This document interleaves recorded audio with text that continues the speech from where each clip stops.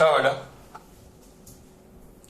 ધોરણ 11 chapter 14 lecture number 22 એમાં આપણે કરવાનું છે ઉદાહરણ 14.7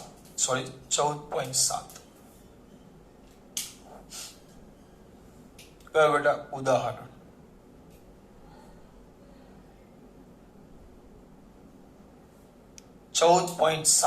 ઉદાહરણ 14.7 આ દાખલો કરવાનો છે બરાબર. શરૂઆત કરીએ. એક બ્લોક કે જેનું દ્રવ્યમાન 1 કિલોગ્રામ છે, આખું વાંચી નાખું છું. બ્લોક કે જેનું દ્રવ્યમાન 1 કિલોગ્રામ છે, સ્પ્રિંગ સાથે બાંધેલ છે. આ સ્પ્રિંગનો બળ અચળાંક પણ તમને આપી દીધો છે 50 ન્યૂટન પર મીટર. તો આ બ્લોકને ઘર્ષણ રહિત સપાટી પર t બરાબર 0 સમયે તેના સંતુલન સ્થાન x બરાબર 0 પાસે છે. સ્થિર સ્થિતિમાંથી ખેંચીને x બરાબર 10 સેમી સુધી ખેંચવામાં આવે છે. ત્યાર પછી તેના મધ્યમાન સ્થિતિથી 5 સેમીના અંતરે તેની ગતિ ઉર્જા, સ્થિતિ ઉર્જા અને કુલ ઉર્જાની ગણતરી કરો. એટલે આકૃતિ શું છે એ જોઈએ આપણે. જો આ દ્રઢ આધાર છે, એના પરથી આ સ્પ્રિંગ છે.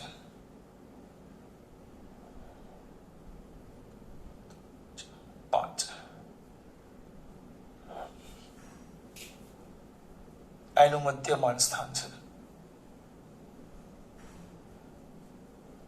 અહીંયા નીચે સપાટી નથી દોરતો, કેમ? ઘર્ષણ રહિત શબ્દ વાપરો છે એટલે સપાટીઓ કામ દોરવી પડે આપણે. એનું મધ્યમાન સ્થાન છે. આ છે x બરાબર 0. પણ ત્યાંથી એને ખેંચવામાં આવે, દોરતો નથી પણ અહીંયા જ ખેંચી મેક્સિમમ અહીંયા સુધી આપણે લાવીએ છીએ.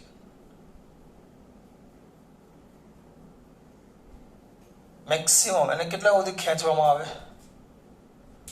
અહીંયા સુધી ખેંચવામાં. અહીંયા એટલે અહીંયા એટલે કેટલા? પણ એને x બરાબર 10 સુધી ખેંચેલું છે. મેક્સિમમ અહીંયા સુધી ખેંચે તો આ જે થઈ ગયો ને, આ એનો કંપ વિસ્તાર થઈ ગયો. કંપ વિસ્તાર જેને આપણે એ પણ કહી શકીએ. એટલે એ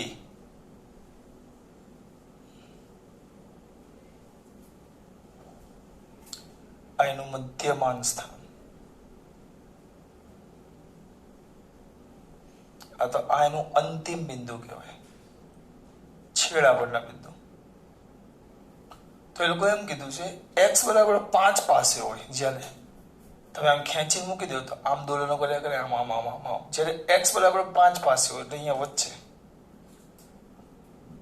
અહીંયા હોય.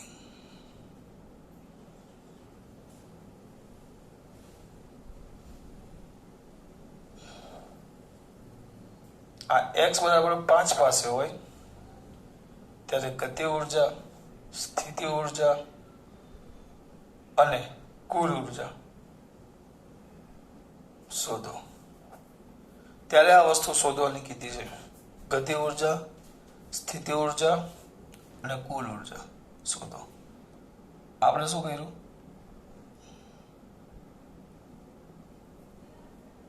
દાખલાની રકમ જોઈ. આપેલી માહિતી હતી કે જે બ્લોક છે,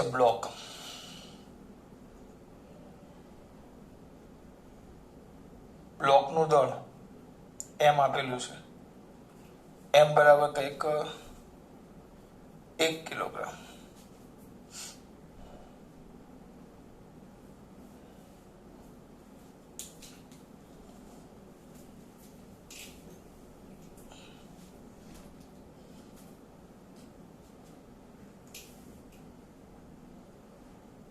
ચલો, બ્લોકનું દળ એમ બરાબર 1 કિલોગ્રામ. સ્પ્રિંગનો બળ અચળાંક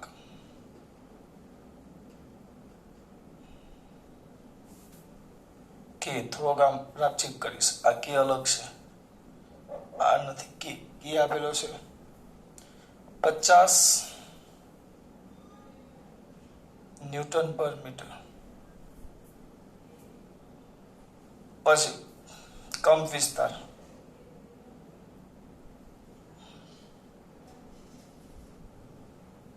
એ બરાબર કેટલો છે 10 મીટર બરાબર. જ્યારે એનું સ્થાનાંતર તો તમને આપી દીધું છે x બરાબર 5 સોરી મીટર નથી સેમી છે કદાચ જોઈ લો બોલે સેમી છે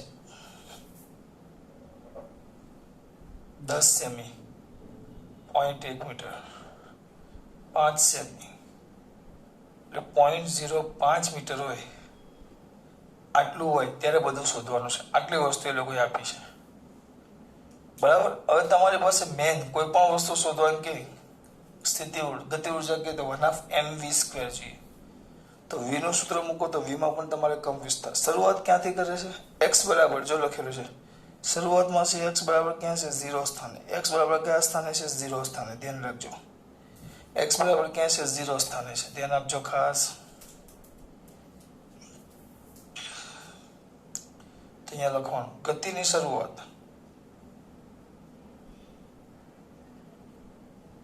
શરૂઆત મધ્યમાન સ્થાનથી કરે. આપણે કાલે એક દાખલો કરેલો મધ્યમાન સ્થાનથી કરે એકદમ શરૂઆતના પોઈન્ટથી કરે તો પ્રારંભિક કળા phi બરાબર કેટલી થઈ જાય 0. ગતિની શરૂઆત મધ્યમાન સ્થાનથી કરે જો આગળ એટલે એની પ્રારંભિક કળા phi બરાબર 0, m બરાબર 1 કિલોગ્રામ, k બરાબર 50 ન્યૂટન પર મીટર, કંપ વિસ્તાર a બરાબર 0.1 મીટર અને સ્થાનાંતર x બરાબર આટલું છે. બરાબર આટલી આપણને ખબર છે. તેના સ્થાનાંતરનું સૂત્ર મારા દીકરાઓને આવડે સ્થાનાંતરનું આખું વર્ડ દેખાય છે. ઓકે તો અહીંયાથી જ લેવશું, ખોટી જગ્યા વગાડ્યું નથી આપણે. કોનું સૂત્ર એનું સ્થાનાંતર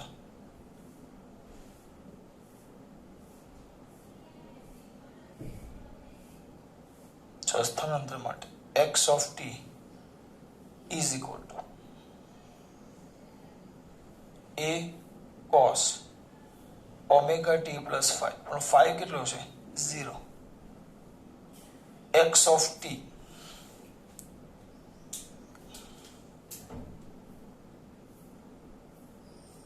બરાબર અહીંયા રાખો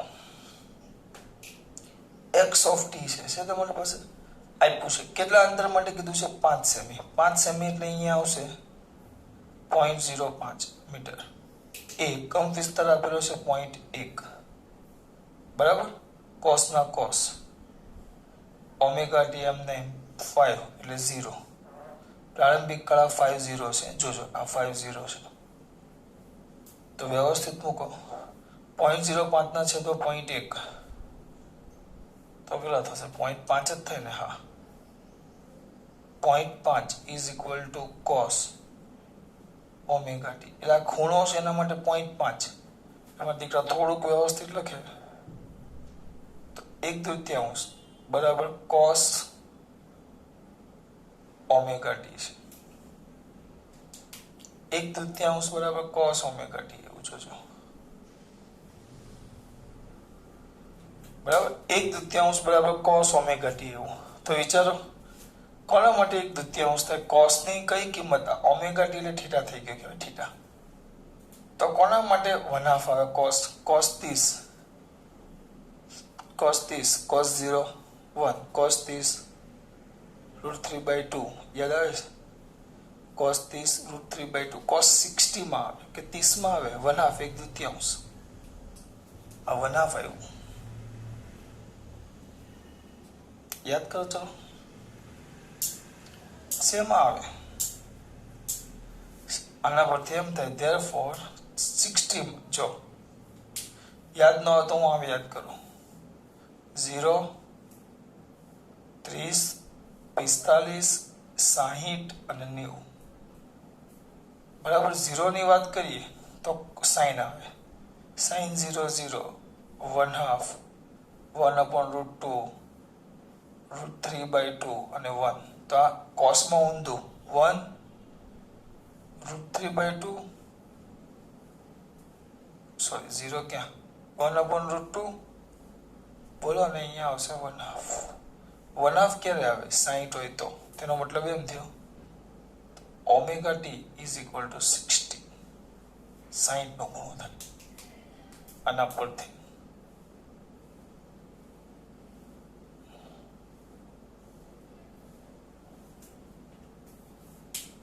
થઈ ગયું તમને આપણે વેગ માટે મહેનત કરવાની છે વેગ બરાબર ચલો આવ્યું તો વેગનું સૂત્ર શું આવે વેગ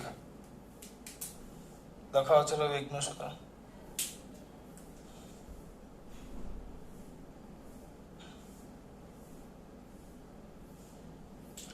વેગનું સૂત્ર સરાવત દોલક માટે વેગનું સૂત્ર તમને આવડે સરાવત દોલક જ કહેવાય સ્પ્રિંગ છે એટલે બોલો સરાવત ગતિ માટે આ બંને સહાગત છે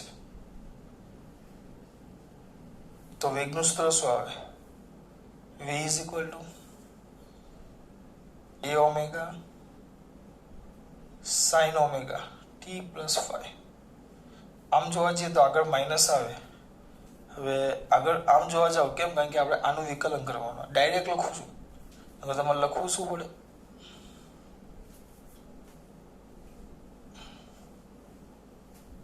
નહીં તો પાછા અમુક જણા કહેશે કેમ આવું કર્યું નકર લખવું પડે વેગ બરાબર d/dt x ઓફ t આનું સમયની સાપેક્ષે વિકલન હું ડાયરેક્ટ લખી નાખા a cos નો થઈ જશે sin ઓમેગા ટી બરાબર આપણે તો આ જ લેવાનું ના તો 0 છે ચલો omega T plus 5 into omega પાછા પણ માઇનસ આવે તમારા માટે પાછું લખ્યું નકર મેં તો ડાયરેક્ટ આ જ લખેલું sin ઓમેગા ટી પ્લસ 5 પણ 5 કેટલા છે અત્યારે v ઓફ t છે આપણે વેગ શોધવાના ચલો આ આવશે માઇનસ a ચલો a કેટલા છે માઇનસ a આપણે શોધ્યા આયલા 0.1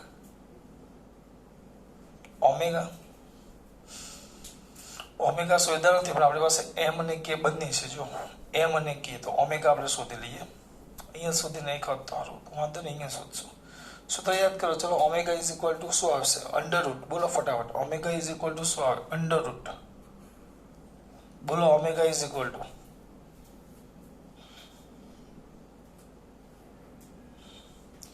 omega is equal to under root k by m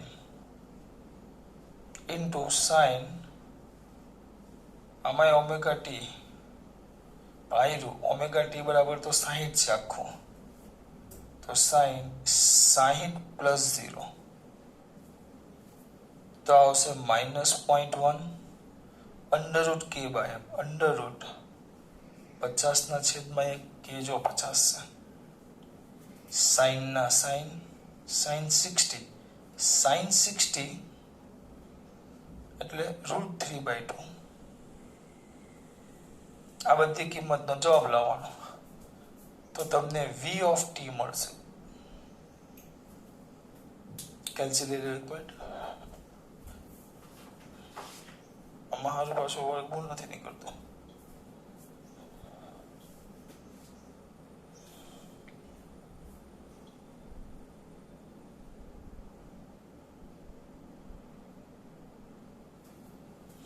એક મિનિટ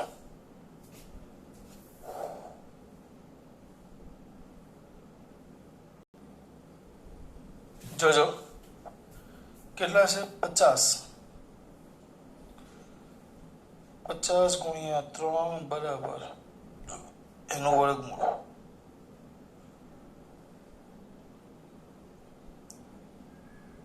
વર્ગમૂળમાં 150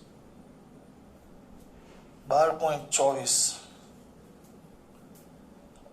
એટલે આવે છે -0.1 ગુણ્યા 12.24 74 એટલે 75 ભાગ્યા 2 ગુણ્યા 0.1 612 આવી ગયો પોઈન્ટ માઇનસ આવ્યો છે પણ 0.612 મીટર પર સેકન્ડ. આ v ઓફ t આવી ગયો તમારો. બરાબર.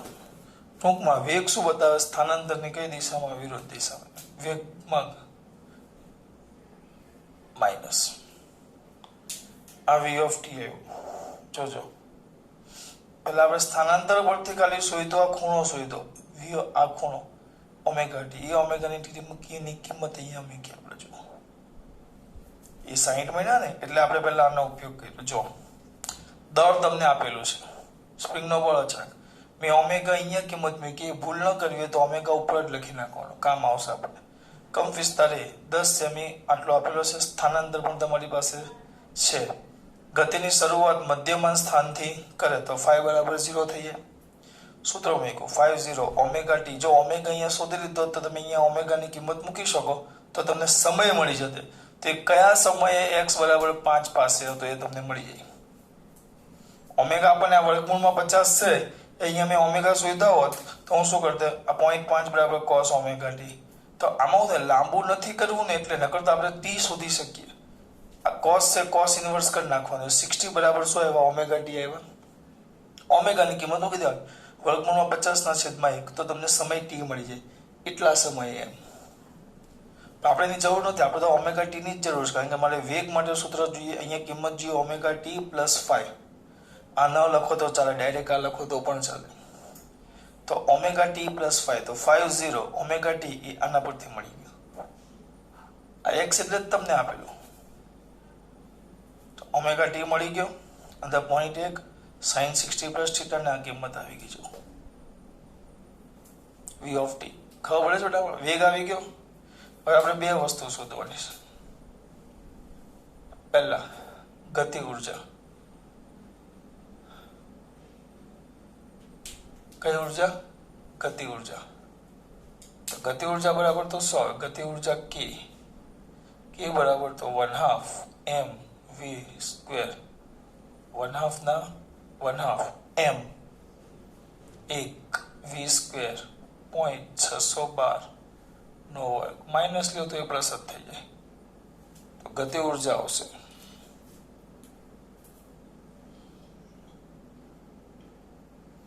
0.612 ગુણ્યા બરાબર સાયન્ટિફિક છે 0.612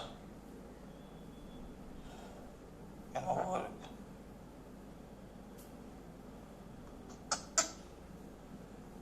એક મિનિટ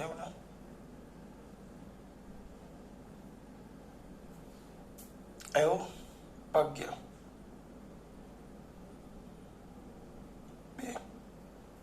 0.1872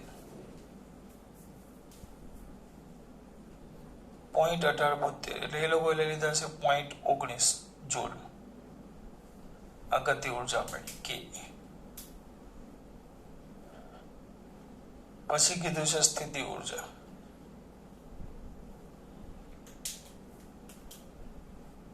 તો સ્થિતિ ઉર્જા u બરાબર 1/2 kx સ્ક્વેર. kx સ્ક્વેર 1/2 ના 1/2 k કઈ હતા 50 x પોઈન્ટ x 0.05 નો વર્ગ. તો તમને ગતિ ઉર્જા u બરાબર મળશે. કરો ફટાફટ, મારે થોડું કરવાનું હોય, તમારે.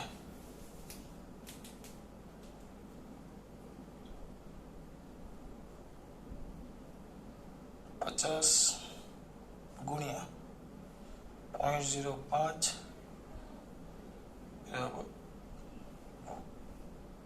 5.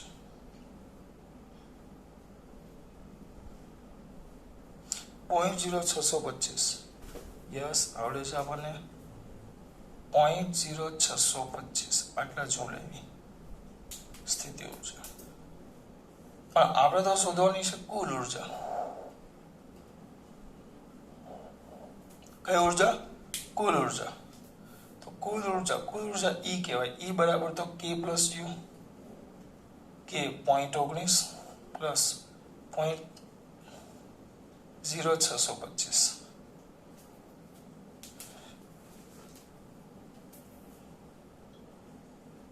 પ્લસ 0.19